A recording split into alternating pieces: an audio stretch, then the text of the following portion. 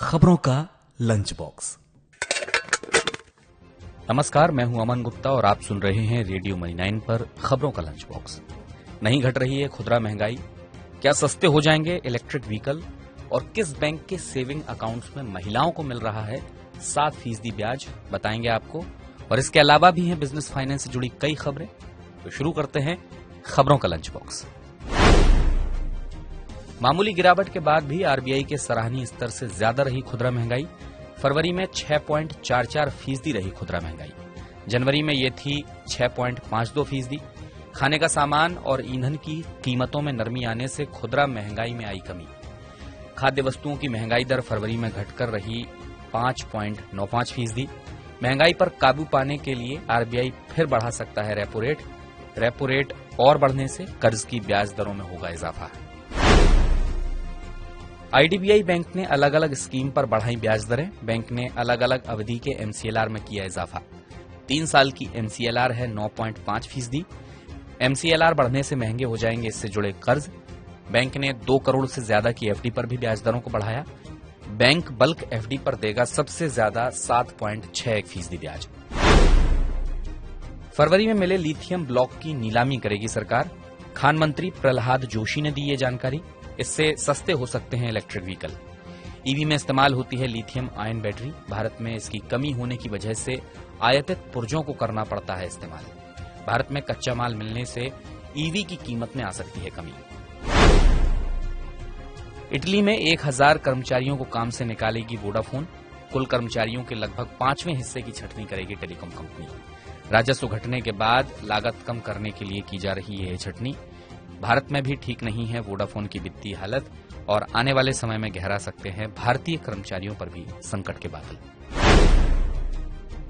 महंगाई कम करने के लिए अगले महीने अपनी द्विमासिक मौद्रिक नीति समीक्षा में रेपो रेट को और बढ़ा सकता है आरबीआई।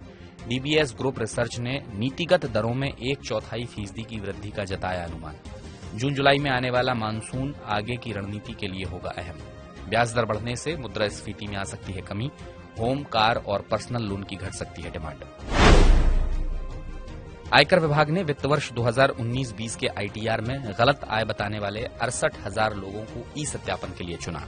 आयकर विभाग ई सत्यापन योजना के तहत करदाताओं को वित्तीय लेन देन और भरे गए आईटी रिटर्न के बारे में वार्षिक सूचना विवरण में असमानता के बारे में करता है सूचित। करदाताओं को अगर लगता है कि ई सत्यापन में बताई गई असमानता सही है तो वो इसके लिए स्पष्टीकरण देते हुए कर विभाग को भेज सकते हैं जवाब। सूर्योदय स्मॉल फाइनेंस बैंक ने महिलाओं के लिए एक नया सेविंग अकाउंट किया लॉन्च। सूर्योदय ब्लॉसम वुमेन्स सेविंग अकाउंट पर महिलाओं को मिलेगा अधिकतम 7% तक का ब्याज। बैंक मासिक आधार पर करेगा बचत खाते पर ब्याज का भुगतान। बचत खाते पर मिलेगा RuPay platinum debit card. Kotak Mahindra asset management company ने लॉन्च किया silver ETF fund of fund. इस open ended fund of fund scheme के जरिए कोटक सिल्वर ईटीएफ की यूनिट में किया जाएगा निवेश। 27 मार्च तक कर सकेंगे सब्सक्राइब। लंबी अवधि के निवेश की चाहत रखने वाले निवेशकों के लिए फायदेमंद होगा ये फंड। इस फंड में निवेश करने के लिए नहीं होगी डीमैट अकाउंट की जरूरत। Diversification, easy liquidity, making charge और स्टोरेज से मिलेगा छुटकारा। हुंडई मोटर इंडिया ने जनरल मोटर्स इंडिया के महाराष्ट्र के तालेगांव प्लांट का किया अधिग्रहण। 2020 से ही जनरल मोटर्स के तालेगांव प्लांट में नहीं हो रहा था किसी भी तरह का प्रोडक्शन से जुड़ा काम। प्रोडक्शन प्लांट के अधिग्रहण के बाद हुंडई को अपना उत्पादन बढ़ाने में मिलेगी मदद। उत्पादन क्षमता बढ़ने से डिलीवरी पर वेटिंग टाइम भी होगा कम। तो फिलहाल खबरों के लंच बॉक्स में इतना ही। इस बुलेटिन को प्रोड्यूस किया है आंचल चौधरी ने। मेरा नाम अमन गुप्ता है। बिजनेस और फाइनेंस से जुड़ी खबरों से अपडेट रहने के लिए आप रेडियो मनी 9 सुनते रहिए।